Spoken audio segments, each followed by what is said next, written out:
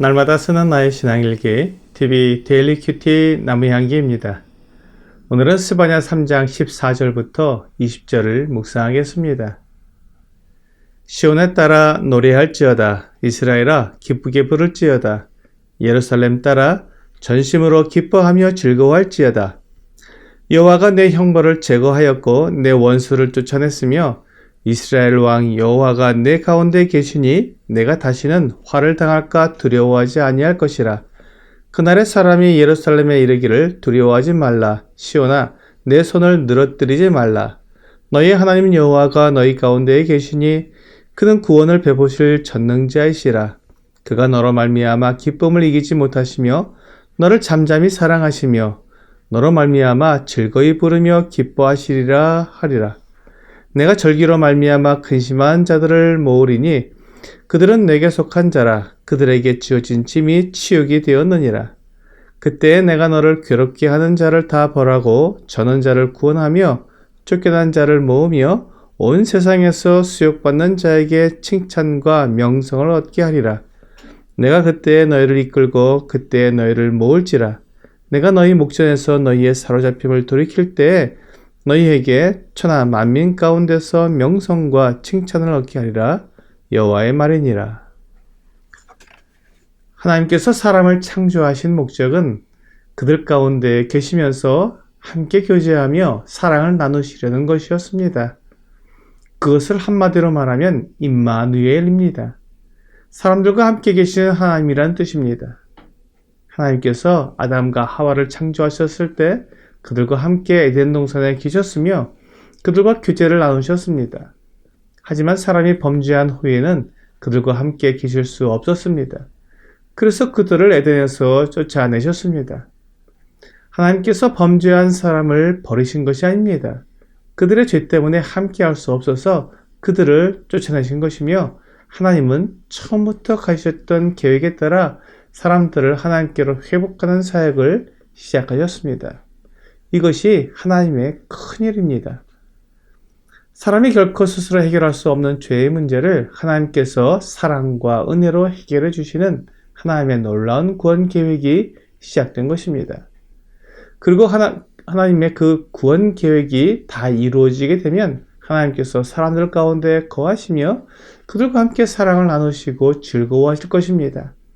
이 놀라운 하나님의 계획을 오늘 본문이 말씀해 주고 있습니다. 오늘 본문은 아직까지도 이루어지지 않았으며 장래에 이루어질 일입니다.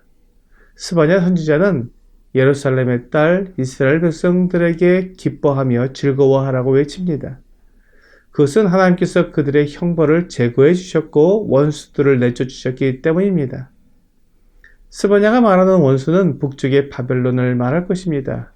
가깝게 보면 바벨론이라는 원수일 수도 있지만 하나님께서 이스라엘에게 주시는 완전한 기쁨, 완전한 구원은 주님께서 재림하실 때 이루어질 일들입니다. 하나님께서 그들 가운데 거하신다고 말씀하시기 때문입니다. 하나님께서 이 세상에 사람으로 태어나셨을 때 그 이름이 임마누엘이셨습니다. 마태복음 1장 21절부터 23절은 아들을 낳으리니 이름을 예수라 하라. 이는 그가 자기 백성을 그들의 죄에서 구원할 자이심이라 하니라.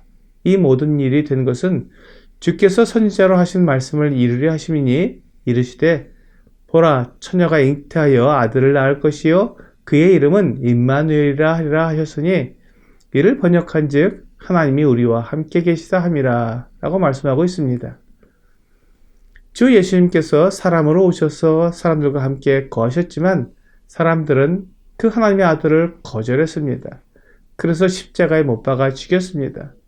그 사건으로 하나님의 아들 예수 그리스도께서 사람들의 모든 죄를 대신 지시고 죽으시는 완전한 구원을 이루셨지만 주 예수님은 사람들과 함께 거하실 수 없게 되었고 아버지께로 돌아가시게 되었습니다. 그때 주님께서 다시 오시겠다고 약속해 주셨습니다. 그리고 약속대로 다시 오시게 되면 비로소 오늘 본문의 약속이 그대로 이루어질 것입니다. 주 예수님께서 천년 동안 사람들 가운데 계시며 공의로 다스리실 것입니다. 그러므로 본문 17절에서 너희 하나님 여호와가 너희 가운데 계시니 그는 구원을 베푸실 전능자이시라. 그가 너로 말미암아 기쁨을 이기지 못하시며 너를 잠잠히 사랑하시며 너로 말미암아 즐거이 부르며 기뻐하시라 하리라 라고 말씀하시는 것입니다. 하나님께서 준비하시는 완전한 구원은 하나님과 사람이 함께 거하면서 그 안에서 서로 사랑하며 기뻐하고 즐거워하는 것입니다. 죄는 하나님께로 나올 수 없게 하기에 모든 죄가 다 용서받고 정결케 되어 하나님의 아들과 함께 거하며 그 다스리심을 받게 될 것입니다.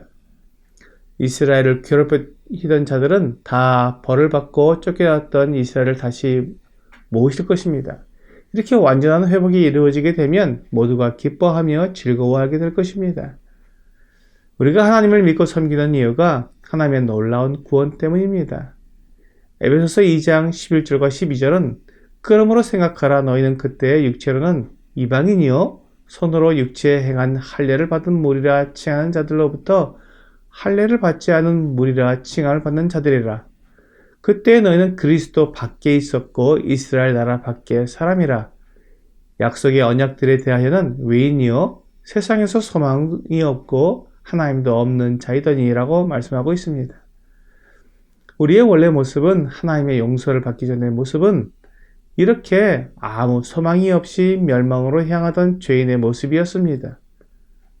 그런데 놀라운 일이 일어났습니다. 19절부터 22절은 그러므로 이제부터 너희는 외인도 아니요 나그네도 아니요 오직 성도들과 동일한 시민이요 하나님의 권속이라.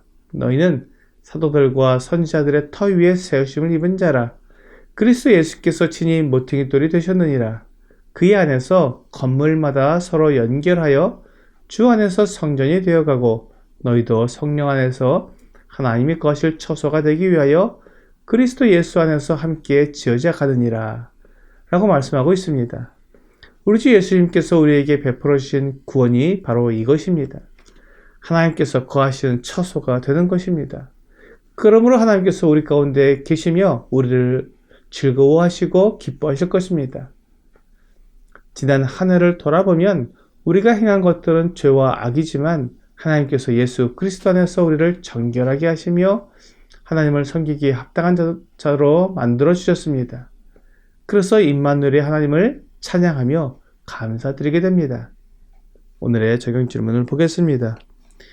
2018년 한 해를 돌아보면서 하나님께 고백할 말은 무엇입니까? 예수 그리스도를 믿으면서도 내 안에 더러움과 죄악이 있는 것을 고백할 수밖에 없습니다. 그러나 내 안에 계신 하나님께서 나를 사랑하시고 나를 기뻐하시며 나를 떠나지 않으시는 그 사랑에 감사를 드립니다. 그리고 하나님을 사랑한다고 고백하기 원합니다. 오늘 나의 실수와 잘못도 다 용서하시고 예수 그리스도로 말미암아 하나님의 자녀가 되게 해주신 하나님께 사랑을 고백하는 여러분과 제가 되기를 주 예수님의 이름으로 기도합니다.